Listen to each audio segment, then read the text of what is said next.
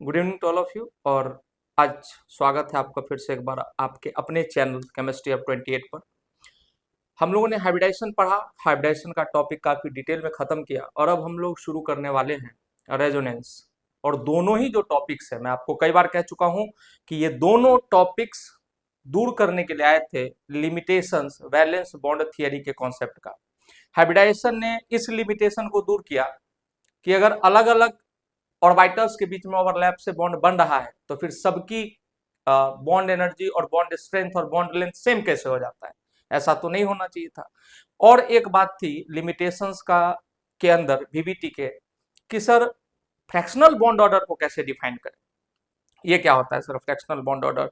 Bond order तो हमने पढ़ा है सिंगल बॉन्ड, एक bond, double bond, triple bond, इस तरह से। आपने कहा कि सर ऐसा तो हम लोग अभी तक पढ़ते आए हैं, लेकिन जब आप कई सारे मॉलिक्यूल्स के अंदर देखेंगे तो उनके अंदर बॉन्ड बॉन्ड ऑर्डर 1.5 होता है, मतलब दो एटम के बीच में 1.5 बॉन्ड बना हुआ है। कई बॉन्ड ऑर्डर 1.33 होता है। तो ये जो चीजें थी ये वीबीटी एक्सप्लेन नहीं कर पा रहा था, तो उसको दूर करने के लिए हमारे सामने एक कॉन्सेप्ट आया जिसका नाम है रेजोनेंस। काफी इंपॉर्टेंट कॉन्सेप्ट है और मैं आपको दावे के साथ कह सकता हूं कि इससे बेहतर अगर आपको कॉन्सेप्ट किसी भी वीडियो में कोई समझा दिया तो आप मुझे उस वीडियो का लिंक शेयर कर दीजिएगा। एकदम ओपन चैलेंज है, खुला हुआ चैलेंज है। चलिए तो शुरू करते हैं बहुत ही आराम से। आपने बोला ठीक है सर क्या पढ़ाने वाले हैं। हमने कहा सर रेजोनेंस। रेजोनेंस को आम भाषा में भी समझेंगे और एक्चुअल में होता क्या है। सर रेजोनेंस के बारे में जानने से पहले ये जानिए कि ये क्यों इतना बच्चों को डराता है। तो अभी ये इनऑर्गेनिक केमिस्ट्री में रेजोनेंस का कॉन्सेप्ट लागू होता है। It is applicable to inorganic chemistry and it is correct. It is correct. तो आपने कहा ठीक है sir it is also applicable in organic chemistry. अच्छा, यहां भी लग जाता है क्या। हमने कहा कि ये भी ठीक है। और थर्ड कि sir it is also applicable in physics. It is also applicable in physics. आपने कहा कि ये क्या बात कर रहे हो सर। बहुत ही ध्यान से सुनिएगा, पूरा कॉन्सेप्ट क्लैरिफाई करके जाएंगे। ऑर्गेनिक केमिस्ट्री में जहां जहां रेजोनेंस यूज होता है इसका मैं थोड़ी सी झलक आपको दूंगा ही। इनऑर्गेनिक तो भी पढ़ने ही वाले हैं कि केमिकल बॉन्डिंग में कहां कहां रेजोनेंस का इस्तेमाल होगा। और फिजिक्स के अंदर रेजोनेंस एक फेनोमेना है कि आप किसी भी मटेरियल का जो नेचुरल फ्रीक्वेंसी है, जब भी आप किसी मटेरियल को डिस्टर्ब करते हो तो उसके जो एटम्स या मॉलिक्यूल हैं वो एक सर्टेन फ्रीक्वेंसी से वाइब्रेट करते हैं। अगर उसके ऊपर उसी फ्रीक्वेंसी का लोड हम अप्लाई कर दें, सेम फ्रीक्वेंसी का लोड होना चाहिए, ध्यान रखिएगा। What ever be the natural frequency of any material और आप उसी फ्रीक्वेंसी का लोड अप्लाई कर दें। नेचर ने हर चीज को एक फ्रीक्वेंसी प्रदान की है। आपने सुना होगा क्लास 9th में भी सॉलिड स्टेट के अंदर कि even the entities, even the constituent of a solid is vibrating about their mean position. कि सॉलिड के जो कॉन्स्टिट्यूएंट होते हैं वो भी उसके मीन पोजीशन के अबाउट वाइब्रेट कर रहे होते हैं।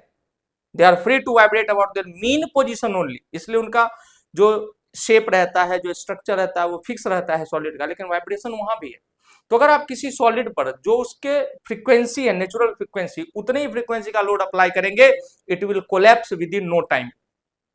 आप गूगल पे सर्च करके पढ़ लीजिएगा कि कई सारे ब्रिजेस कोलैप्स कर गए हैं इसी चक्कर में कि हमने उस मटेरियल का स्ट्रेंथ नहीं मेजर किया और बाद में जो उस पर लोड आया उसकी फ्रीक्वेंसी उस पदार्थ की, उस सबस्टांस की नेचुरल फ्रीक्वेंसी से मैच कर गई और कोलैप्स हो गया वहां पर।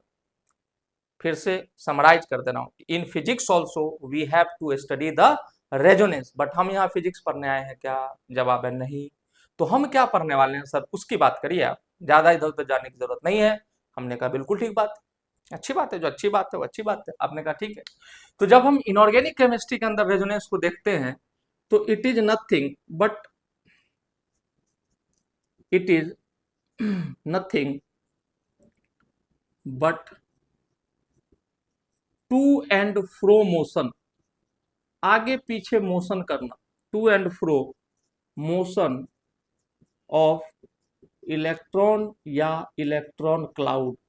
आपने कहा ठीक बात है सर। रेजोनेंस क्या है, सिर्फ किसी मॉलिक्यूल के आगे पीछे, इसका वर्डली मीनिंग बोल सकते हैं कि the word resonance means to and fro motion, आगे पीछे करना। लेकिन सर अगर हम इसका डिटेल्ड डेफिनेशन में जाएं तो the definition of this will be a phenomena a phenomena occurring in the molecules, a phenomena occurring in the molecules by virtue of which, जिसकी वजह से, by virtue of which electron cloud get symmetrically and evenly distributed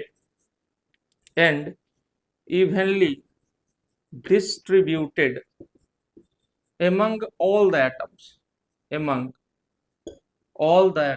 आपने कहा कि ठीक बात है sir, थोड़ा सा इसको इलेबोरेट कर दीजिए। अच्छा देखिए, जैसे घर में फादर जो होते हैं, या जो भी आपके घर के सबसे बड़े दादाजी हो सकते हैं, फादर हो सकते हैं, तो वो सबके लिए गार्जियन है। अगर वो कुछ भी करते हैं तो आपका एक नेचुरल सा एक अंदर से होता है कि सबको समान नजर से देखा जाए, ठीक है, समता की भावना होनी चाहिए। उसी तरह सेंट्रल एटम, जो सेंट्रल एटम होता है, इससे बाकी लिगेटिंग एटम अटैच्ड होते हैं, तो एटम भी सोचता है कि यार सेंट्रल एटम हम सभी लिगेटिंग एटम्स को समानता की भावना से देखे। अच्छा, मतलब कि अगर इलेक्ट्रॉन क्लाउड डिस्ट्रीब्यूट हो रहा है तो सबके बीच में समान हो। अब फर्ज करिए, मान लीजिए कि आप 3 भाई हैं और ये कलयुग है, माइंड करिएगा। तो आपके फादर, आप 3 भाई हैं और वो 10 लाख रुपया अकाउंट से लेकर के आते हैं, और एक भाई को वो 5 लाख दे देते हैं, दूसरे भाई को 3 लाख और तीसरे भाई को 2 लाख दे देते हैं। बोलते हैं कि जाइए अपना अपना काम करिए। कैसा माहौल रहेगा घर का? अच्छा रहेगा क्या? नहीं। अगर मैं एग्जैजरेट नहीं कर रहा हूं तो शायद वो बच नहीं पाएंगे, कल का सूरज वो पिता नहीं देख पाएंगे। क्यों? क्योंकि कलयुग है भाई। तो इसका मतलब है कि उस सब बच्चों को अगर वो समान समान बांट देते, 3,33,333 रुपए सब में इक्वल इक्वल बांट देते, तभी सर 1 रुपया बच जाता। चलिए 1 रुपया छोड़ दिया जाएगा, तो शायद वो बच सकते थे। रेजोनेंस में वही होता है कि जो सेंट्रल एटम होता है उसकी जिम्मेदारी होती है कि क्लाउड का इवन डिस्ट्रीब्यूशन करा दे। तो सिंपल शब्दों में अगर हम कहें तो टू एंड फ्रो मोशन है, रेजोनेंस कहलाता है। डेफिनेशन हो गया कि a phenomena occurring in the molecules by virtue of which electron cloud get symmetrically and evenly distributed among all the atoms. आपने कहा सर समझाइए, आगे बढ़ते हैं। ठीक है सर, अगर इसके बाद हमसे कोई पूछता है कि what are the essential conditions for resonance, तो याद रखिएगा कि इलेक्ट्रॉन क्लाउड मनुष्य नहीं है कि वो एक प्लेन से दूसरे प्लेन में उछल के जा सकता है, एक ही प्लेन में वो घूम सकता है इलेक्ट्रॉन क्लाउड। तो मॉलिक्यूल शुड बी प्लानर, मतलब याद करिए कि वो थाली वाला जो सिस्टम था, trigonal planner geometry, hybridisation sp2। तो आपने कहा ठीक है, पहला जो कंडीशन है, मैं सारे चीजों को इलेबोरेट करके दिखाऊंगा, मॉलिक्यूल शुड बी प्लानर। तो आपने कहा कि सर मॉलिक्यूल का प्लानर होना आवश्यक है, क्योंकि इलेक्ट्रॉन क्लाउड एक प्लेन से दूसरे प्लेन में जा नहीं सकता है। थोड़ा गला खराब है, माफ करिएगा। तो molecule should be planar. Second sir, the position of central atom must be fixed. The position of कौन सा एटम बच्चों? Central atom must be fixed, कि आपका जो सेंट्रल एटम है उसका पोजीशन फिक्स होना चाहिए, वो हिलना नहीं चाहिए। Third, the number of lone pair, the total number of lone pair must be same, total number of lone pair must be same in all the molecules। तो आपने कहा कि ठीक है सर, या all the structures कह दीजिए। अभी इसको मैं रेजोनेटिंग स्ट्रक्चर कह रहा हूं, इसके और भी कई नाम हैं, वो बाद में सिखाऊंगा आपको। रेजोनेटिंग स्ट्रक्चर्स, आपने कहा अच्छी बात है sir. Molecule should be planar, position of central atom must be fixed, the total number of lone pair must be same in all the resonating structure, और सबसे महत्वपूर्ण पॉइंट कि there must be conjugation in the molecule. मेरे बच्चों, molecule के अंदर क्या होना चाहिए? कंजुगेशन होना चाहिए, कंजुगेशन इन द मॉलिक्यूल। ये क्या है सर? कंजुगेशन का मतलब हो गया कि single bond, double bond, single bond, इस तरह का होना चाहिए, क्योंकि conjugation will be acting as a driving force. Conjugation will be acting as a driving force. ये क्या कह रहे हो, जैसे मान लो कि एक इस तरह का सतह है अपने पास, रोलर कोस्टर टाइप का, यहां से हमने किसी बॉल को छोड़ा तो ये लुढ़कते लुढ़कते जाएगा, यहाँ पर आते आते इसकी गति इतनी हो जाएगी कि ये इस पर आराम से क्लाइम कर जाएगा, फिर यहाँ पहुंच गया तो यहाँ चला जाएगा, यहाँ पहुंच गया तो यहाँ, नहीं, ये साइकिल चलता रहेगा। इसका मतलब कि मॉलिक्यूल में जो कंजुगेशन होगा that will be acting as the driving force.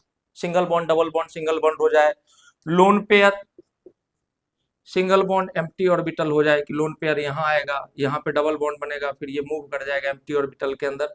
तो जितने भी टाइप के कंजुगेशन है, माइनस चार्ज यानी कि लोन पेयर प्लस और डबल बॉन्ड, ये भी एक तरह का कंजुगेशन है। तो ये सारे हम डील कर रहे होंगे डिटेल में जब आप इसको आगे पढ़ने वाले हैं। अगर single bond, triple bond, single bond, double bond, ये भी एक तरह का कंजुगेशन है, ये भी एक तरह का कंजुगेशन है। आपने कहा ठीक है, तो ड्राइविंग फोर्स की तरह एक्ट करना चाहिए और ये सारे पॉइंट्स आपके दिमाग में होने चाहिए। रेजोनेंस होता क्या है, क्यों ये इतना इंपॉर्टेंट है, बिकॉज इनऑर्गेनिक केमिस्ट्री में भी है, ऑर्गेनिक केमिस्ट्री में और फिजिक्स के अंदर भी है। फिजिक्स के अंदर रेजोनेंस बड़ा ही डिजास्टर्स फेनोमेना माना जाता है। किसी भी मॉलिक्यूल में आप देखेंगे कि रेजोनेंस नहीं होना चाहिए। आपने कहा ठीक, बहुत बढ़िया बात है सर, समझ में भी आया। आगे बढ़ते हैं, देखिए अब आप इसको नोट डाउन कर सकते हैं, स्क्रीनशॉट ले सकते हैं। मेरे हिसाब से पेन पेपर लेके बैठो, एक बार में पूरा लेक्चर सुनिए, फिर आप इसको नोट डाउन करिए खुद से। मेहनत नहीं करेंगे तो कुछ नहीं मिलने वाला है। मैं साफ साफ शब्दों में कहना चाहता हूं कि अगर आप शॉर्ट वीडियोस 10 मिनट का सर बना दो, रेजोनेंस पे 20 मिनट का बना दो, और गन शॉट की तरह chemical bonding in one shot और 2 घंटे में पढ़ा के खत्म कर दी, तो सर आपका रिजल्ट भी वैसा ही होगा। ठीक है, याद रखिएगा, the law of conservation of energy, the more energy you put in the more you will get from that Endeavour. आपका जो उद्यम है वो इतना एफर्ट उसमें लगना चाहिए, तो उस हिसाब से आपको उसका आउटकम मिल जाता है। ठीक है, तो कभी भी शॉर्ट वीडियोज के चक्कर में ना पड़े। जो भी कॉन्सेप्ट पढ़े आप, अगर आप जेई नीट के एस्पिरेंट हैं तो आपको पूरा पढ़ना पड़ेगा। एक भी बात गलत हुई और आपका एक क्वेश्चन गलत हुआ तो 2 साल की मेहनत 2 सेकंड में हवा हो जाती है, बस वही शॉर्ट वीडियोज के चक्कर में। चलिए आगे बढ़ते हैं बहुत ही अच्छे से। तो हमने रेजोनेंस का डेफिनेशन जान लिया, हमने जाना कि कंजुगेशन क्या होता है। कोई भी ड्राइविंग फोर्स, कोई भी ढलान फिर चढ़ाई, ढलान चढ़ाई होना चाहिए मॉलिक्यूल में। अगर लगातार किसी मॉलिक्यूल में 2 डबल बॉन्ड आ गए हैं, इसका मतलब उसमें रेजोनेंस नहीं होने वाला है। सबसे जरूरी बात जो अब हम लोग करने वाले हैं, बहुत ध्यान से सुनिएगा। मैं यहां पर 2-4 स्टार लगा रहा हूं, आप 75 स्टार लगा के ये लाइन याद रखिएगा, किसी किताब में लिखा हुआ नहीं मिलेगा। All the Lewis dot structure of a molecule can't undergo resonance। किसी भी मॉलिक्यूल के can't undergo resonance, किसी भी मॉलिक्यूल के सारे स्ट्रक्चर रेजोनेंस में नहीं जा सकते हैं। कैसे, कौन से वाले जाएंगे सर? द LDS फॉर्म्ड या कंस्ट्रक्टेड, जो लेविस डॉट स्ट्रक्चर आप कंस्ट्रक्ट करेंगे बाय यूजिंग या by following certain rules can only undergo resonance।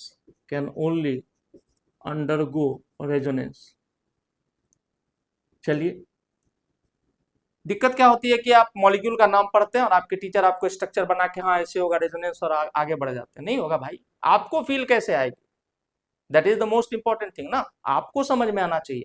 आपने कहा अच्छी बात है, दिखाइए सर। तो जो एलडीएस फॉर्म होगा कुछ रूल्स को फॉलो करते हुए, वही सिर्फ रेजोनेंस में जा सकता है। What are the rules? तो आप कहेंगे कि सर फर्स्ट रूल है कि count the total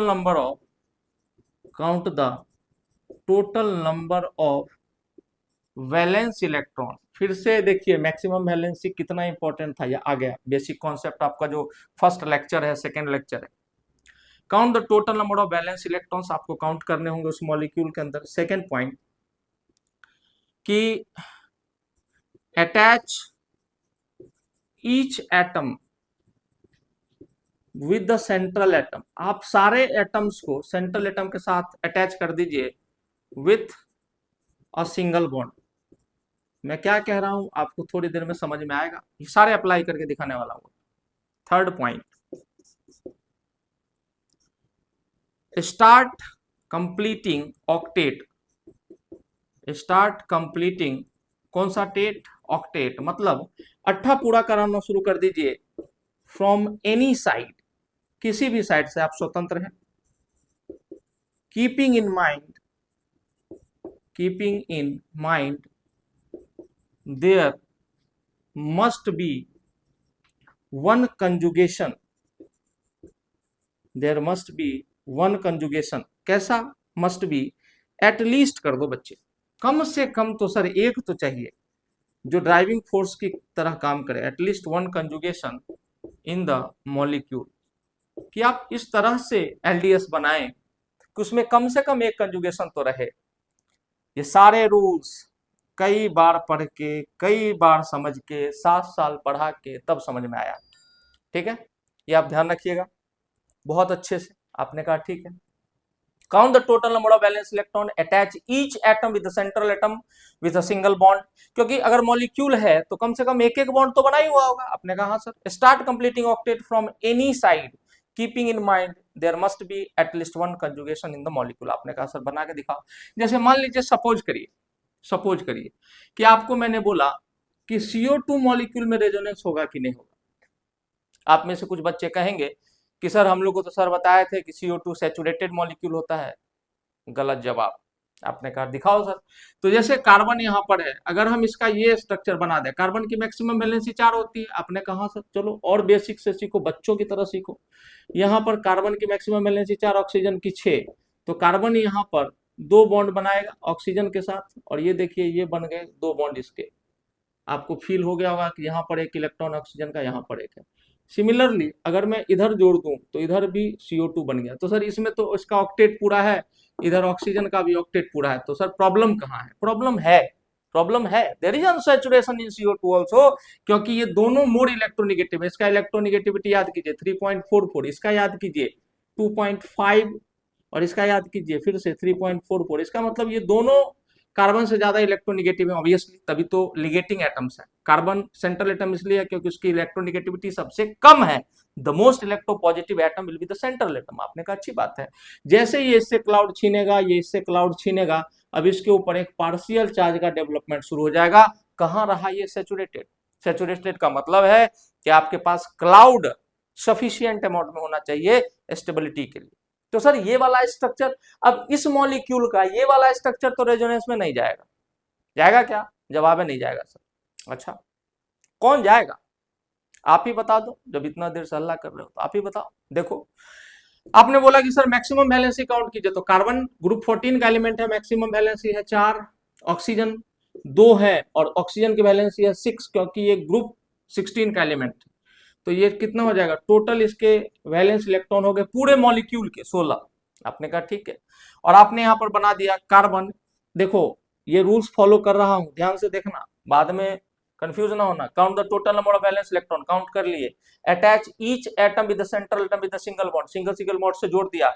start completing octet from any side, किसी भी एक साइड से अट्ठा पूरा करा दो। आपका मन इधर से कराओ, आपका मन इधर से कराओ। तो इसके पास कितने इलेक्ट्रॉन है? ऑक्सीजन के पास 2 है, तो मैं इस पे 2, 2 4, 2 6 डाल देता हूं। अब याद कर लिए, मैंने फॉर्मल चार्ज काउंट करना सिखाया था आपको कि आप उसी एटम का इलेक्ट्रॉन देखेंगे, शेयर्ड इलेक्ट्रॉन नहीं, उस एटम का सिर्फ इलेक्ट्रॉन देखिए, और देखिए कि मैक्सिमम वैलेंसी से ज्यादा या कम तो नहीं है। आपने कहा देखते हैं सर, तो देखिए 2, 2 4, 2 6, 1 7 इलेक्ट्रॉन आ गए। ऑक्सीजन के पास कितने होने चाहिए थे मेरे बच्चों? ऑक्सीजन के पास कितने होने चाहिए थे? होने चाहिए थे सर 6, आ गया है 7। मतलब इसके ऊपर क्या बढ़ जाएगा? एक माइनस चार्ज आ गया।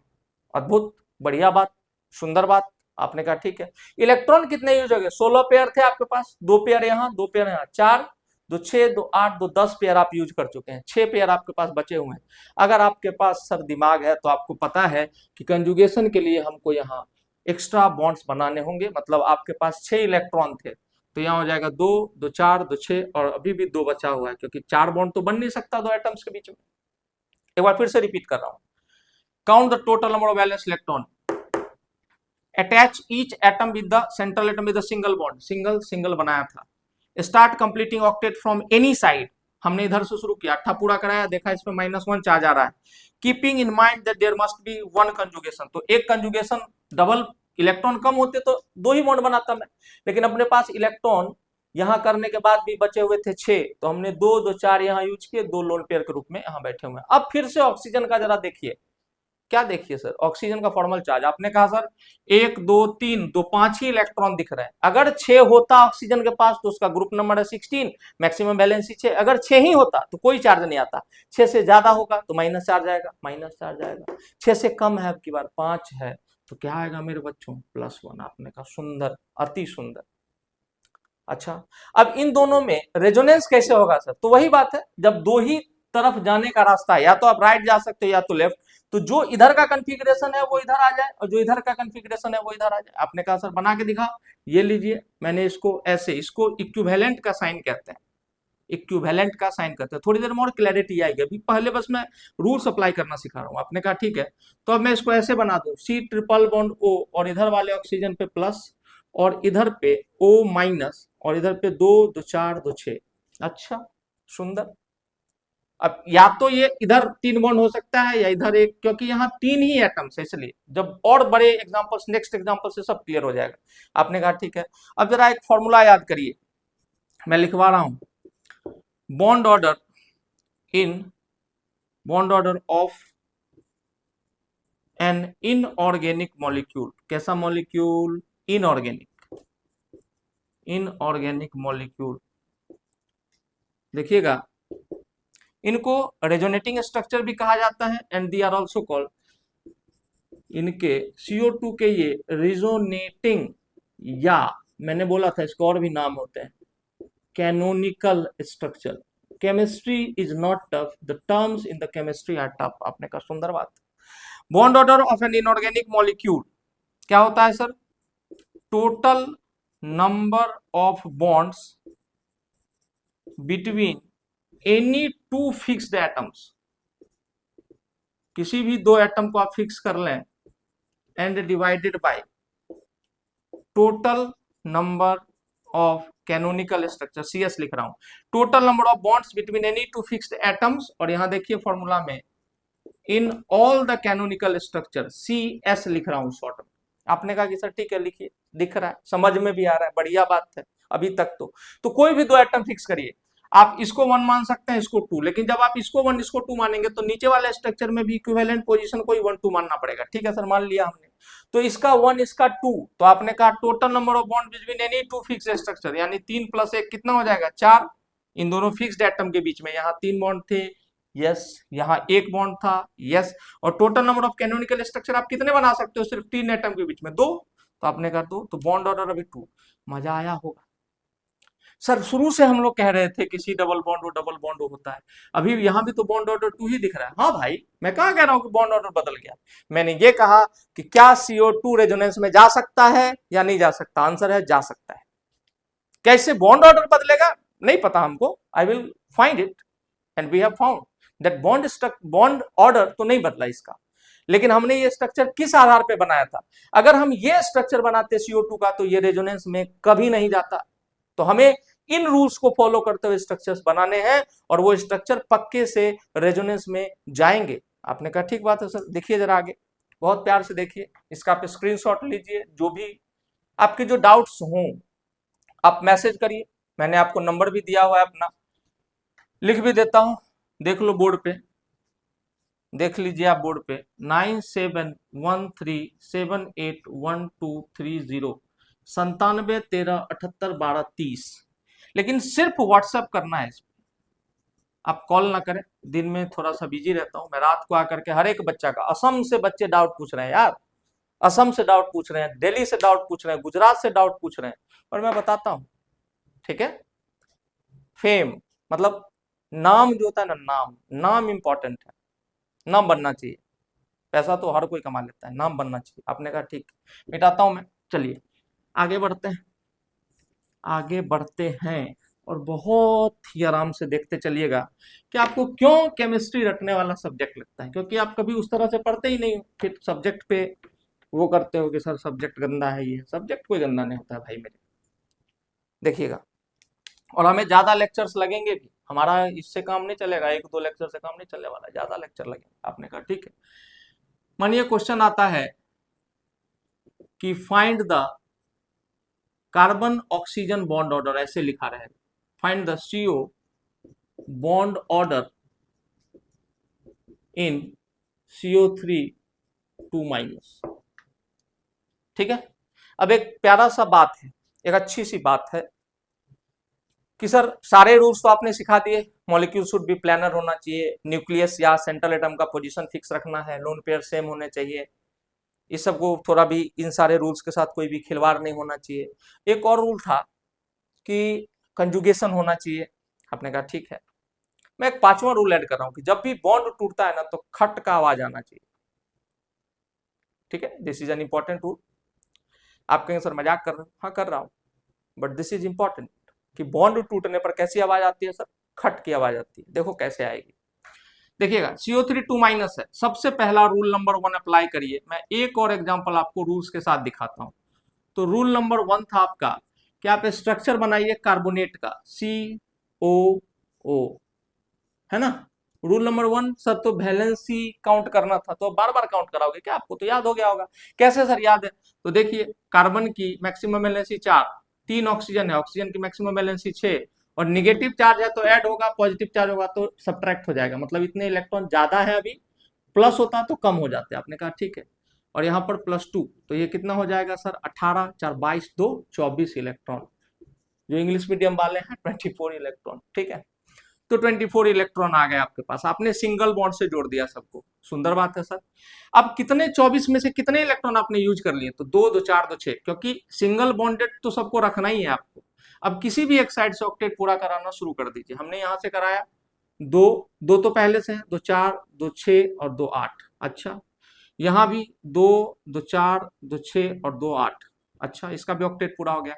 इनके साथ क्या हुआ है, अभी तक हमने कौन सा रूल फॉलो नहीं किया, there must be at least 1 conjugation. तो सिंगल या डबल, मतलब डबल या ट्रिपल बॉन्ड एक तो होना ही चाहिए, एम्प्टी ऑर्बिटल होने चाहिए, जो कि यहाँ होगा नहीं, संभव नहीं। तो आपने कहा ठीक है सर, यहाँ डबल बॉन्ड बना लो। टोटल बहुत ही प्यार से इलेक्ट्रॉन गिनिए, आराम से गिनिए, 2 2 4 2 6 2 8 2 10 2 12 14 16 18 20, अभी भी 4 इलेक्ट्रॉन बाकी है, तो ये 4 इलेक्ट्रॉन यहाँ पे डाल दीजिए। अब ये स्ट्रक्चर पक्के से रेजोनेंस में जाएगा। तो सर माइनस इस पे दिख नहीं रहा है क्योंकि हमने लगाया नहीं है। तो देखो 2 2 4 2 6 1 7, फॉर्मल चार्ज के लिए आप सिर्फ इसका अपना इलेक्ट्रॉन काउंट करेंगे। तो आपने कहा कर लो सर, कोई दिक्कत नहीं हमको। जब आप इसके देखें 7 इलेक्ट्रॉन, तो आपको पता है इस पे -1, इस पे -1, 6 होता तो ग्रुप 16 का एलिमेंट है, कोई चार्ज नहीं होता। 8 हो जाते तो 2- आ जाता, लेकिन यहाँ 7 है तो 1 माइनस आएगा, 5 हो जाएगा तो 1 प्लस आ जाएगा। आपने कहा ठीक है। अब ये स्ट्रक्चर पक्के से रेजोनेंस में जाएगा। अब इसके रेजोनेटिंग स्ट्रक्चर या कैनोनिकल स्ट्रक्चर बनाने हैं हमको, शुरू करते हैं। तो आपने कहा सर ये देखो, C डबल बॉन्ड O, यहाँ पर है O-, और O- का मतलब यहाँ पर टोटल 6 इलेक्ट्रॉन होगा। आपने कहा ठीक है। इधर भी देखिए O 2 2 4 2 6 इलेक्ट्रॉन होगा, यहाँ माइनस चार्ज आ जाएगा। आपने कहा अच्छी बात है सर। अब ये था फादर, जो मैंने अभी आपको एग्जांपल दिया था कि this is the father of all three. तीनों ऑक्सीजन है, तीनों समान इलेक्ट्रोनिगेटिविटी के एटम है। कितना खराब लगता होगा यार इन दोनों को कि हम दोनों पे माइनस चार्ज है। आपको पता है charge entities are always less stable than the neutral entities. तो ये ऑक्सीजन ज्यादा स्टेबल है, इसको एक बेटा से ज्यादा प्यार है। दोनों बेटे क्या गलती किए थे भाई, सब तो समान है, इलेक्ट्रोनिगेटिविटी में समान है, समान एटम है, समान सिंबल है, तो क्यों एक के ऊपर चार्ज है एक के ऊपर नहीं है। आपने कहा कि सर बात तो ठीक कह रहे हो, तो फिर तो ये बात आजकल दिक्कत में आ जाएगा कलयुग के हिसाब से। अच्छा, अब क्या करना है, ये वाला इलेक्ट्रॉन इस पे मूव करेगा, ये 2 इलेक्ट्रॉन एक साथ यहाँ आए, तो जैसे ये 2 इलेक्ट्रॉन यहाँ आएंगे, कार्बन तो 4 बॉन्ड ऑलरेडी बना रखा था, तो अब ये इधर डबल बॉन्ड बन जाएगा यहाँ पे, तो ये वाला बॉन्ड टूटेगा और इसी समय वो आवाज आएगी, कैसी आवाज, खट से। तो ये वाला बॉन्ड खट से टूट जाएगा। अब इसका नेक्स्ट स्ट्रक्चर आप देखो, तो जहां पर डबल बॉन्ड था वहां पे आ जाएगा O-, यहाँ यहाँ और यहाँ, मतलब 6 इलेक्ट्रॉन हमको बनाने हैं। 2 2 4 2 6, कई किताबों में लोन पेयर के ऊपर ही निगेटिव बना के रखता है, कहीं भी आप बना सकते हैं। आपने कहा ठीक है। यहाँ पर डबल बॉन्ड आ जाएगा और यहाँ ये जैसा था वैसा ही रहेगा। खुद बताइए हमको, आप खुद बता सकते हैं क्या बता सकते हैं सर? कि देखिए पहले यहाँ डबल बॉन्ड था, अब की बार यहाँ बन गया। कौन सा ऑक्सीजन अभी भी डबल बॉन्ड नहीं बना पाया है? ये वाला। अब क्या होगा थर्ड स्ट्रक्चर में, यहां से लोन पेयर यहाँ आएगा तो ये वाला खट से टूट जाएगा, क्योंकि कार्बन को तो 4 ही बॉन्ड बनाना है अलाउड कहीं भी। तो अब देखिए फिर से CO- बन चुका था ये बेचारा, अपने का बन चुका था सर। ये जो डबल बॉन्ड बना था फिर से टूट के O- बन गया, और यहाँ डबल बॉन्ड फिर से O आ गया। अब सर इससे क्या फायदा हुआ? इससे यह फायदा हुआ कि जो क्लाउड था उसका इवन डिस्ट्रीब्यूशन हो गया। कैसे सर? आप गौर करिए कि तीनों ने एक एक बार डबल बॉन्ड बना लिया है। तीनों ने एक एक बार डबल बॉन्ड बना लिया है। जैसे बचपन में हम लोग क्रिकेट खेला करते थे, तो जिसका बैट होता था वो 2 बार में आउट होता था, वो 1 बार में आउट होता, वो मानता ही नहीं था कि आउट हो गया है। तो फिर हम लोगों ने रूल बनाया कि भैया सब 2-2 बार आउट होगा तब उसका बारी बदलेगा। वही बात। अब तीनों खुश है सर, तीनों खुश हैं अब कि चलो सबके ऊपर सेम एक बार डबल बॉन्ड बनाने का मौका मिला, एक बार माइनस से आ जा रहा है। अच्छी बात है, आपने कहा सुंदर बात है सर। अगर हम देखें तो यहाँ नंबर ऑफ कैनोनिकल स्ट्रक्चर कितने बने हैं, तो आपने कहा सर 3 कैनोनिकल स्ट्रक्चर बने हैं। बहुत अच्छे से देखिए, ठीक है सर। कोई भी 2 एटम फिक्स करिए, आपकी मर्जी, आप इसको इसको फिक्स कर सकते हैं, इसको ऊपर वाले को हम इसको और ऊपर वाले करते हैं। This is our first atom, this is our second atom. Fixing करने में भी ध्यान रखिएगा, पोजीशन नहीं बदलना चाहिए, तीनों स्ट्रक्चर में पोजीशन सेम है। आपने कहा ठीक है। याद करिए फिर से एक बार, bond order is equal to number of bonds कहां पे, between any two fixed atoms, between any two fixed atoms, any two fixed atoms in all the canonical structures, in all the canonical structures divided by, क्या मेरे बच्चों, divided by total number of canonical structure. आपने कहा कि बहुत ही ज्यादा सुंदर बात है सर, ऑलमोस्ट मजा आ गया। तो आपने देखा यहाँ पे इन दोनों के बीच में कितना बॉन्ड था, 2, यहाँ इन दोनों के बीच में 1 और यहाँ भी 1, तो 2 + 1 divided by total number of canonical structure कितने हैं, 3। तो आंसर हो जाएगा 4/3, 1.33 will be the bond order. खूब ध्यान से सुनिएगा, कहने का ये मतलब है कि हमें लग रहा था कि जो ये मॉलिक्यूल है, इस मॉलिक्यूल में यहाँ तो 2 बॉन्ड था कार्बन ऑक्सीजन के बीच में, लेकिन एक ही थोड़े था, CO बॉन्ड तो तीनों थे। तो हमें लगा कि एक जगह डबल बॉन्ड है, दोनों जगह सिंगल सिंगल बॉन्ड है, बट ऐसा नहीं। क्या है एक्चुअल कहानी? एक्चुअल कहानी इज दिस कि यहां पर तीनों के बीच में क्लाउड का डिस्ट्रीब्यूशन हो गया इवन। अब तीनों बॉन्ड में एक सिंगल बॉन्ड है और 33% पाई कैरेक्टर है, 33.33% पाई कैरेक्टर। 1.33 का मतलब इसको ऐसे लिख दीजिए, 1 + 1/3 लिख सकते हैं, यस सर। और 1/3 को क्या लिख सकते हैं, 33.33%। तो ये 1 रिप्रेजेंट कर रहा है सिग्मा बॉन्ड कैरेक्टर को, और 33.3% रिप्रेजेंट कर रहा है पाई बॉन्ड कैरेक्टर को। तो इस तरीके से रेजोनेंस ने फ्रैक्शनल बॉन्ड ऑर्डर को, देखिए बॉन्ड ऑर्डर एक फ्रैक्शन है, आप सोच सकते हैं किसी 2 एटम के बीच में 1.33 बॉन्ड बना हुआ है। अब समझ रहे हैं सर क्यों नहीं बनेगा? बिल्कुल बनेगा, बिल्कुल बनेगा। ठीक है, बढ़िया बात है, अद्भुत बात है, सुंदर बात है। आपने कहा अच्छा और सर एक आध 2 एग्जांपल कराइए, तब मजा आने वाला है, तब मजा आएगा। कराते हैं, कोई दिक्कत नहीं, चलिए। तो CO बॉन्ड ऑर्डर हमने देखा कार्बोनेट के अंदर क्या होता है। अब एक टर्म आता है कि सर कैनोनिकल स्ट्रक्चर ऐसे बार बार बनाना, कितना बार बनाए सर? किसी का 4 बनेगा, किसी का 3 बनेगा, किसी का 5 बनेगा, डिपेंडिंग ऑन की कंजुगेशन कितना है। तो सर क्या कोई एक ऐसा स्ट्रक्चर है जिसमें इनके सारे के गुण मौजूद हो? क्या कोई एक ऐसा स्ट्रक्चर है जिसमें सभी कैनोनिकल स्ट्रक्चर के गुण हो? तो हाँ है, और उसका नाम ही है रेजोनेंस हाइब्रिड। Resonance hybrid. अच्छा ये क्या होता है सर? द हाइपोथेटिकल स्ट्रक्चर, क्योंकि ये पूरा फेनोमेना ही हाइपोथेटिकल है, लेकिन जवाब तो सारे सही आते हैं। The hypothetical structure having all the characteristics, सारे गुण होने चाहिए इसमें, having all the characteristics of all the canonical structures, of all the canonical structures is called resonance hybrid is called resonance hybrid. The hypothetical structure having all the characteristic of all the canonical structure is called the resonance hybrid। आपने कहा ठीक है sir, सुंदर बात है। अभी अभी आपने देखा है, मैं बस एक रफ सा आइडिया आपको देता हूँ। यहाँ पर O माइनस था, यहाँ O माइनस था, आपने कहा हाँ सर था। दूसरे स्ट्रक्चर में यहाँ पर O माइनस आ गया, यहाँ डबल बॉन्ड आ गया, यहाँ पर O माइनस आ गया, आपने कहा आ गया सर। तीसरे में मैं ऐसा एरो हर जगह बना सकता हूँ क्या? नहीं, ये इक्विवेलेंट स्ट्रक्चर को दिखाता है।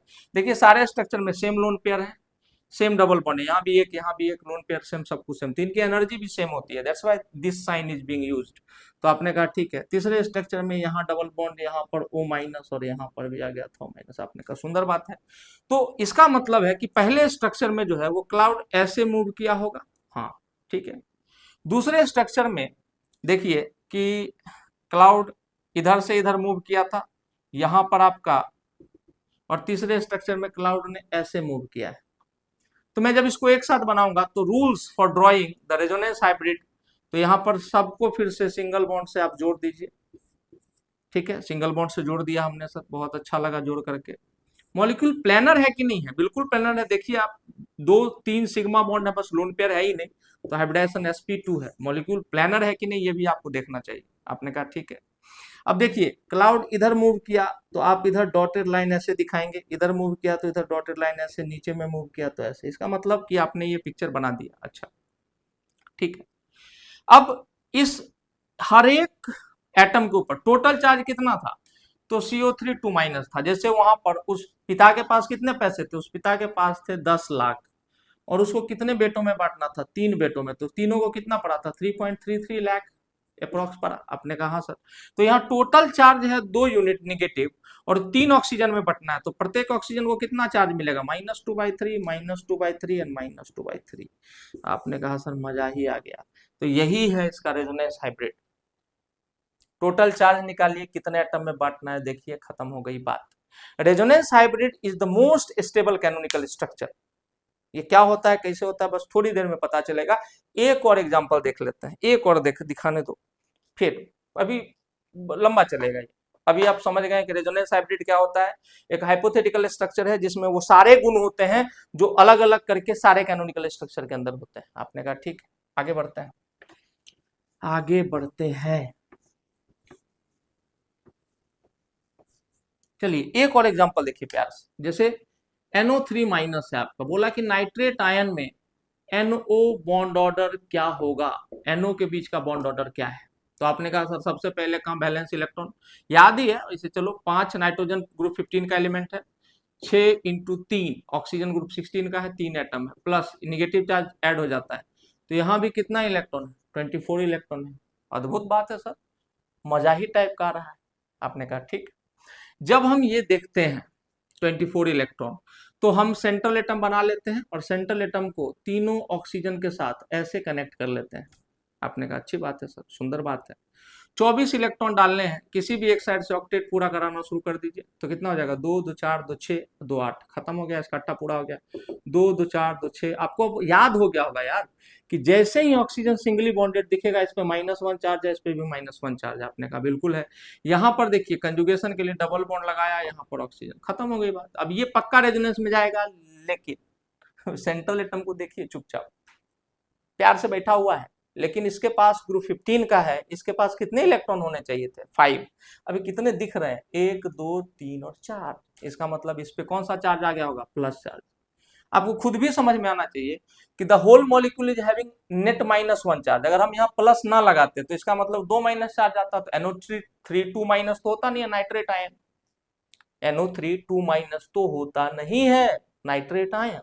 क्या होता है? वो होता है क्या? वो होता है NO3 जस्ट -1 माइनस। तो ऐसा करके स्ट्रक्चर आपने बना लिया, बहुत बढ़िया बात, बहुत बढ़िया बात। आपने कहा ठीक। फिर से रेजोनेंस में लग जाइए, ये वाला बॉन्ड यहाँ आएगा तो ये वाला बॉन्ड खट से टूट जाएगा। आपने कहा ठीक है सर, वो साउंड याद है हम लोग को। यहाँ पर N, यहाँ पर O 2 2 4 2 6 माइनस, यहाँ पर आ जाएगा डबल बॉन्ड O, यहाँ पर आ जाएगा O माइनस। लोन पेयर बनाने में फालतू में समय जाता है, पर ठीक है, अभी आप सीख रहे हैं तो बनाता रहूंगा मैं। अब इस साइड डबल बॉन्ड हो गया, अब क्या होगा तीसरे स्ट्रक्चर में, इधर से लोन पेयर यहाँ पे पहुंचेगा तो ये वाला बॉन्ड टूट जाएगा, और यहाँ पर N, यहाँ पर O पे 2 2 4 2 6 माइनस, यहाँ पर O माइनस हो जाएगा 2 2 4 2 6, और यहाँ पर आ जाएगा डबल बॉन्ड O। आपने कहा ठीक है सर, प्लस चार्ज यहाँ पर था, प्लस चार्ज यहाँ पर था। एक बार न्यूक्लियस बन गया तो its position can not be altered, इसके पोजीशन को आप हिला नहीं सकते हैं। आपने कहा ठीक बात, तो सर कहानी तो सेम हो जाएगी, तो वही तो आपको दिखाना चाहता हूं कि कहानी सेम है। यहाँ पर एक एटम दूसरा एटम, एक एटम दूसरा एटम, हम एटम फिक्स कर रहे हैं। और याद करिए बॉन्ड ऑर्डर क्या होता है, total number of bond between any two fixed atoms divided by total number of canonical structure. तो बॉन्ड कितने फिक्स्ड है, 2 1 और 1, और कितने कैनोनिकल स्ट्रक्चर बने, 3, आंसर विल बी 1.33। अच्छा सर, बहुत अच्छा लगा कि अगर वैलेंस इलेक्ट्रॉन की संख्या सेम है तो बॉन्ड ऑर्डर सेम आना चाहिए।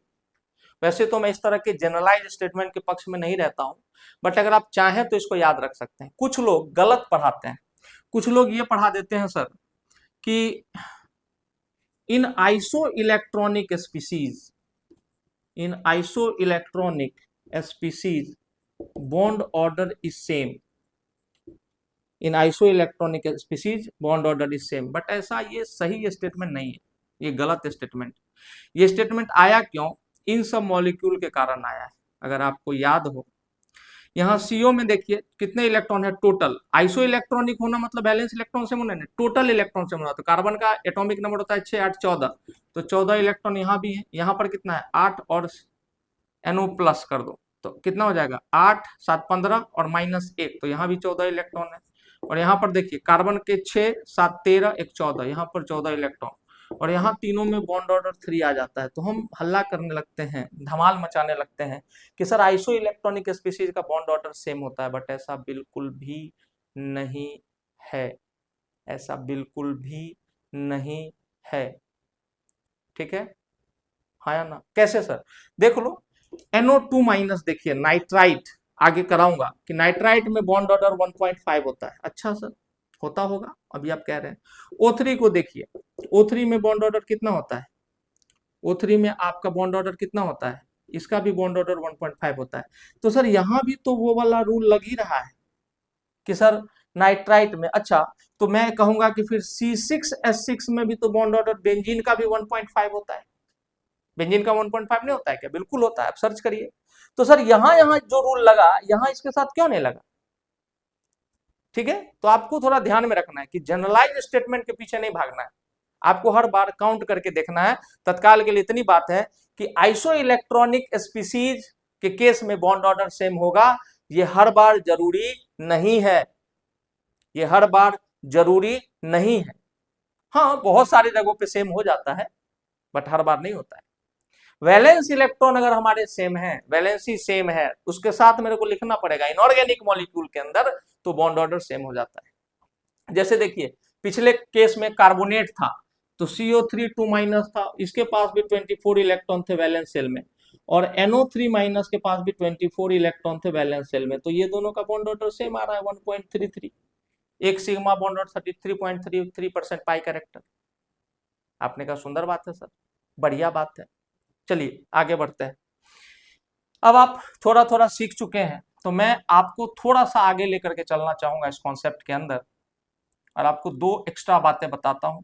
फिर कल हम लोग को एक और लेक्चर लगेगा अच्छा खासा, फिर ही हम लोग कुछ सीख पाएंगे। आपने कहा ठीक है, मैं मिटा रहा हूं इसको, आप चाहें तो स्क्रीनशॉट ले सकते हैं।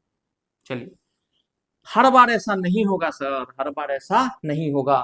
तो आइसो इलेक्ट्रॉनिक स्पीसीज का बॉन्ड ऑर्डर सेम हो ये जरूरी नहीं है, क्योंकि यहाँ मेंशन नहीं किया गया है कि ऑर्गेनिक मॉलिक्यूल इनऑर्गेनिक दोनों में लगेगा कि नहीं, फलाना ढिमकाना, जबकि रेजोनेंस दोनों में होता है।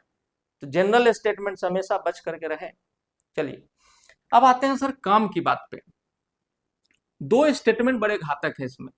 पहला स्टेटमेंट है कि resonance averages the bond length, मतलब जिस मॉलिक्यूल में रेजोनेंस होगा उसमें बॉन्ड लेंथ पहले की तुलना में जरा सा छोटा हो जाता है, और बॉन्ड लेंथ छोटा तो बॉन्ड एनर्जी ज्यादा, बॉन्ड एनर्जी ज्यादा मतलब मॉलिक्यूल की स्टेबिलिटी ज्यादा, मतलब रेजोनेंस मॉलिक्यूल की स्टेबिलिटी को बढ़ा देता है। आपने कहा ठीक है sir. Resonance averages the bond length there by increasing the stability, कि आप स्टेबिलिटी को बढ़ा दे रहे हो। आपने कहा ठीक है, सुंदर है, समझ गए बात। सेकेंड पॉइंट देखिएगा कि जब आप एक एनर्जी की बात करोगे, क्योंकि जब रेजोनेंस होता है तो उस केस में एक एनर्जी रिलीज होती है, that energy is called obviously resonance energy. Resonance energy क्या होता है सर? मान लीजिए अभी तक हमने जो भी स्ट्रक्चर पढ़े उसमें कैनोनिकल स्ट्रक्चर की स्टेबिलिटी सेम थी। मैं आपको भी दिखाऊंगा कि कैनोनिकल स्ट्रक्चर की स्टेबिलिटी अलग अलग भी होती है, ठीक है। जैसे किसी के 3 स्ट्रक्चर थे, कैनोनिकल स्ट्रक्चर 1, कैनोनिकल स्ट्रक्चर 2 और कैनोनिकल स्ट्रक्चर 3। मतलब कैनोनिकल स्ट्रक्चर तीनों अलग अलग हैं, इसका मतलब उन तीनों को हम इक्विवेलेंट स्ट्रक्चर नहीं कहेंगे, क्योंकि एनर्जी के लेवल पे तीनों में क्या है, अलग अलग लेवल है एनर्जी का। आपने कहा ठीक है। और इन तीनों से ज्यादा स्टेबिलिटी होती है किसकी? तो आप कहेंगे सर अभी अभी बताए थे आप, रेजोनेंस हाइब्रिड की। और ये बात अगर जो बोर्ड पे आप समझ गए तो ये टॉपिक आपको फील हो जाएगा, which is the sole objective of my lectures, कि आपको टॉपिक फील होना चाहिए कि किसी मॉलिक्यूल में रेजोनेंस हुआ और रेजोनेंस होने के बाद उस मॉलिक्यूल की स्टेबिलिटी बढ़ गई। कितनी बढ़ी, क्या बढ़ी, वही समझना है। आपने कहा ठीक। तो मैं ये जो लेवल बना रहा हूं, फिर आप कंफ्यूज कर जाएंगे, मैं ये जो लेवल बना रहा हूं ये लेवल किसको रिप्रेजेंट कर रहा है? एनर्जी का ये लेवल। तो ये रेजोनेंस हाइब्रिड को रिप्रेजेंट कर रहा है, क्योंकि रेजोनेंस हाइब्रिड सारे कैनोनिकल स्ट्रक्चर में सबसे ज्यादा स्टेबल होता है, सारे कैनोनिकल स्ट्रक्चर में सबसे ज्यादा स्टेबल होता है। आपने कहा ठीक बात है सर। तो इसका मतलब है कि रेजोनेंस एनर्जी का डेफिनेशन देखिए, it is the difference between the energy of most stable canonical structure and the resonance hybrid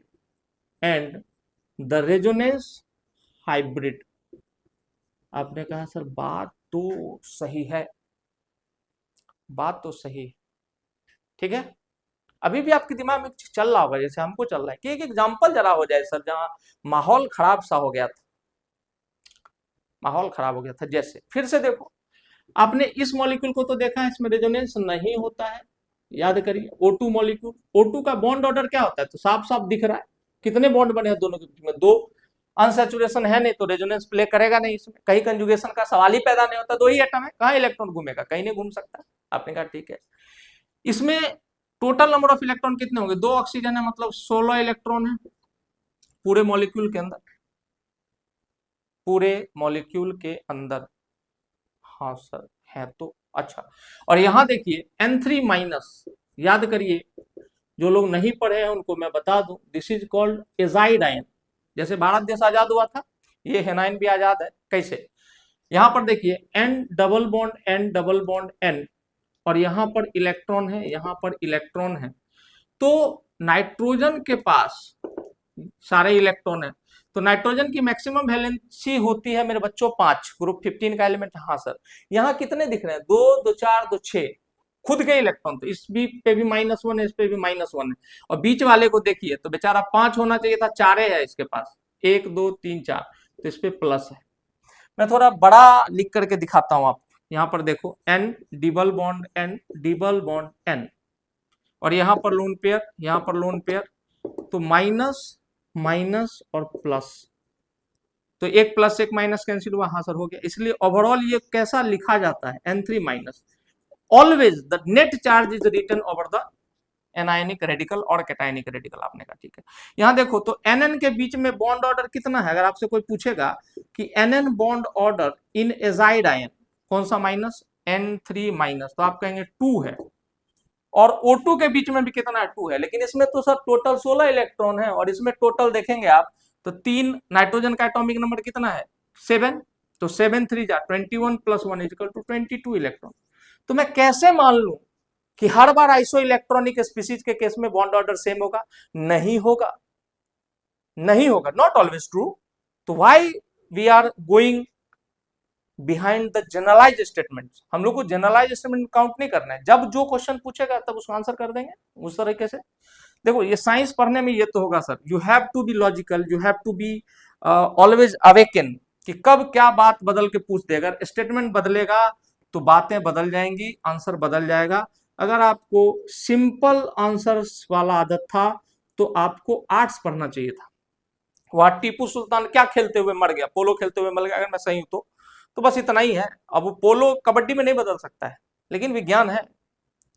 यहाँ पर पोलो कबड्डी में भी बदल सकता है, पोलो खो खो में भी बदल सकता है, क्रिकेट में भी बदल सकता है। तो that is up to you कि आप कैसे इसको टैकल करते हैं। आपने कहा ठीक है। Resonance energy, it is the difference between the energy of most stable canonical structure and the resonance hybrid. तो ये जो आप गैप देख रहे हैं ना, इसी को कहते हैं। अब साधारण भाषा में सर समझाओ ना, इतना पेचीदा कर रहे हो। देखो हमको लग रहा था कि मॉलिक्यूल की मैक्सिमम स्टेबिलिटी इतनी होगी, अच्छा मतलब मैक्सिमम, हाँ स्टेबिलिटी इतनी होगी यानी एनर्जी मिनिमम इतना तक जा सकता है। लेकिन उस मॉलिक्यूल का जब हमने एनर्जी एक्सपेरिमेंटली मेजर किया तो the energy comes out here. तो हमने कहा भाई साहब इस मॉलिक्यूल में जरूर कोई ऐसा फेनोमेना हुआ है जिसने मॉलिक्यूल को इतनी एक्स्ट्रा स्टेबिलिटी दी। इसको अगर मैथमेटिकली मैं लिखूं तो resonance energy is delta H F experimental minus delta H F theoretical. खुद देखिए, जैसे मैं एक एग्जांपल दूं कि C6H6 का जब हमने एक्सपेरिमेंटली कैलकुलेट किया तो हमको उसका इंथैल्पी ऑफ फॉर्मेशन, जो एनर्जी रिलीज होती है during 1 mole of compound formation या 1 मोल ऑफ बॉन्ड फॉर्मेशन, उसको हम कहते हैं इंथैल्पी ऑफ फॉर्मेशन। उतनी एनर्जी रिलीज हो गई तो मॉलिक्यूल की स्टेबिलिटी उतनी ज्यादा बढ़ गई, क्योंकि lower the energy higher the stability. आपने कहा अच्छी बात है सर। और यहाँ पर डेल्टा एच एफ एक्सपेरिमेंटल, इसका मान लीजिए कि आता है -1039 किलो कैलोरी पर मोल, अगर मेरे को एग्जैक्ट याद है तो, अगर मुझे एग्जैक्ट याद है तो ठीक है। अगर आप लोग लेक्चर ध्यान से देखोगे तब ना क्वेश्चन खड़ा करोगे कि सर ये कैसे लिख दिया आपने, वो कैसे लिख दिया। अब देख ही नहीं रहे हो तो देखिए भाई साहब, सीखिए सीखिए। आपने कहा ठीक है। और इसी का मैं जब थ्योरेटिकल देखता हूं, डेल्टा एच एफ थ्योरेटिकल मतलब जो फॉर्मूला से कैलकुलेट होकर के आता है, वो एनर्जी होता है 999 किलो कैलोरी पर मोल। अगर मैं इसका रेजोनेंस एनर्जी निकालूं तो फॉर्मूला आपके सामने है, डेल्टा एच एफ एक्सपेरिमेंटल तो -1039 और माइनस माइनस ये कितना है, ये माइनस, क्योंकि स्टेबिलिटी बढ़ाने वाली एनर्जी तो सिस्टम से रिलीज होगी, तो माइनस माइनस 999। और ये दोनों वैल्यूज किस में थी, किलो कैलोरी पर मोल में थी। आपने कहा ठीक है। जब आप इसका डिफरेंस निकालोगे तो कितना आ जाएगा, -40 किलो कैलोरी पर मोल। आप कहेंगे सर मजा सा आ गया है, फील हो रहा है। क्या फील हुआ सर, जब हम फॉर्मूला से निकालने जाएंगे, वो फॉर्मूले क्या होते हैं वो थर्मोडायनेमिक्स में पढ़ना है, वो पढ़ाएंगे हम लोग कि बॉन्ड एनर्जी में, जैसे यहाँ पर कार्बन और हाइड्रोजन के बीच में 6 बॉन्ड है तो एक बॉन्ड की एनर्जी दी होगी, 6 से मल्टीप्लाई कर दोगे आप। आपने कहा कि ठीक है सर, फॉर्मेशन वॉर्मेशन का निकाल लेंगे, product minus reactant, bond energy दिया होता है तो रिएक्टेंट माइनस प्रोडक्ट होता है। क्या आपको समझ में आया, नहीं आया, आएगा भी नहीं अभी, वो थर्मोडायनेमिक्स का चीज है। बट इतना विश्वास रखना है कि सर अगर थियोरेटिकली निकाले हम, मतलब फॉर्मूला से निकालें तो आता है 999 किलो कैलोरी। निगेटिव बस एक साइन है जो ये बता रहा है कि एनर्जी सिस्टम से बाहर निकल रही है। The negative sign convention in thermodynamics means energy is releasing out from the system and positive sign means the energy is being given to the system। आपने कहा सुंदर, बहुत बढ़िया सा बात है। अगर मैं यहाँ पर रेजोनेंस एनर्जी की बात करूं तो delta H F experimental minus delta H F theoretical, और वो एनर्जी आई -40। मतलब हमने सोचा था कि मॉलिक्यूल जितना स्टेबल होगा उससे 40 किलो कैलोरी और स्टेबल निकला, ये 40 किलो कैलोरी। इसका मतलब ये जो एक्स्ट्रा स्टेबिलिटी मिली है ये किसकी वजह से मिली है सर, ये रेजोनेंस की वजह से मिली है। अगर इस मॉलिक्यूल में रेजोनेंस नहीं हुआ होता बेंजीन के अंदर तो ये उतना ज्यादा स्टेबल नहीं होता। सर बेंजीन का क्यों एग्जांपल लिया सर, ऑर्गेनिक में घुस गए आप। मैंने बोला है ना कि resonance is a phenomena which is common to organic and inorganic both, but the formulas are not common. वो भी मैं क्लैरिफाई करूंगा, इसलिए मैंने बोला कि 3 लेक्चर इसमें भी जाएंगे। ठीक है, चलिए तो आज के लिए इतना काफी है। जो भी लोग पढ़ेंगे साथ साथ चलेंगे उनको सब कुछ समझ में आएगा। शुरू करता हूं, जल्दी से समराइज करते हैं। What is resonance, wordly meaning इसका है to and fro motion of electron is called resonance, but actual में ये क्या है, a phenomena by which the electron cloud is get evenly distributed among all the molecules, all the atoms in a molecule. आपने कहा ठीक बात है sir, among all the atoms in the molecule. मैंने एग्जांपल भी दिया था कि एक पिता है, इक्वली बांटने होंगे उसको पैसे, सबको इक्वली स्टेबलाइज करना होगा। हमने बोला कि रेजोनेंस के लिए कंडीशन क्या है, प्लानरिटी होनी चाहिए, न्यूक्लियस का पोजीशन फिक्स होना चाहिए, number of lone pair fix होने चाहिए। आपने कहा कि ठीक बात है सर, और मॉलिक्यूल के अंदर कंजुगेशन होना चाहिए, क्योंकि ड्राइविंग फोर्स नहीं रहेगा तो काम नहीं होगा। प्लानर क्या होना चाहिए, क्योंकि क्लाउड एक प्लेन से दूसरे प्लेन में नहीं ट्रांसफर किया जा सकता, वो उसी प्लेन में घूम सकता है। अच्छा, उसके बाद हमने बोला कि सारे एलडीएस किसी भी मॉलिक्यूल के रेजोनेंस में नहीं जा सकते हैं, किसी एक पर्टिकुलर रूल से बनाया गया एलडीएस ही जाएगा। CO2 का एग्जांपल एक बेहतरीन एग्जांपल है ये समझने के लिए कि CO2 भी रेजोनेंस में जाता है। बॉन्ड ऑर्डर बदलता है कि नहीं बदलता, नहीं सेम रहता है तो रहने दो, लेकिन रेजोनेंस में जाता है कि नहीं, बिल्कुल जाता है। आपने कहा ठीक है। आगे बढ़े हम लोग, तो सिंगल बॉन्ड से कनेक्ट कीजिए सारे एटम्स को, वैलेंस इलेक्ट्रॉन काउंट कीजिए और किसी भी एक साइड से ऑक्टेट पूरा कराना शुरू कर दीजिए, तो आपको जो भी स्ट्रक्चर मिलेगा, keeping in mind that there must be at least one conjugation which will be acting as a driving force, तो आप कहेंगे कि सर बढ़िया बात है, सुंदर बात है। उसके बाद हम आगे बढ़ेंगे और वहां से हम लोगों ने देखा कि कैसे बॉन्ड खट से टूट जाता है, जैसे एक पेयर जाता है डबल बॉन्ड बनता है, ऊपर वाला टूटता है। ऐसे कितने आप बना सकते हो, जितने मैक्सिमम पॉसिबल है उतने बनाओ, सेम नहीं होने चाहिए दो कैनोनिकल स्ट्रक्चर या रेजोनेटिंग स्ट्रक्चर। आपने कहा ठीक है। फिर हमने बॉन्ड ऑर्डर काउंट किया कि the total number of bonds between any two fixed atom in all the canonical structure divided by total number of canonical structure that will give you the bond order in the molecule. bond order 1.5 आ रहा है, मतलब sigma एक 1 represent sigma character और 0.5 यानी कि 50% उस bond में पाई character आ जाएगा एक्स्ट्रा, तो मॉलिक्यूल और क्लोज, मतलब जो एटम का बॉन्ड है वो दोनों एटम और क्लोज आ जाएंगे। इसलिए कहा जाता है resonance averages the bond length, resonance bond length को छोटा करता है, और बॉन्ड लेंथ छोटा तो स्टेबिलिटी ज्यादा, क्योंकि बॉन्ड एनर्जी बढ़ जाती है। आपने कहा समझ में तो आया sir, thank you for watching the video. और मैं फिर से चैलेंज करके जा रहा हूं कि अगर आपको इससे अच्छा और कोई समझा दे रेजोनेंस, तो आप मेरे को वो लिंक जरूर सेंड करिएगा, चाहे कमेंट में या व्हाट्सएप नंबर जो लिखा था उस पर। गुड नाइट, शुभ रात्रि एंड ऑल द बेस्ट।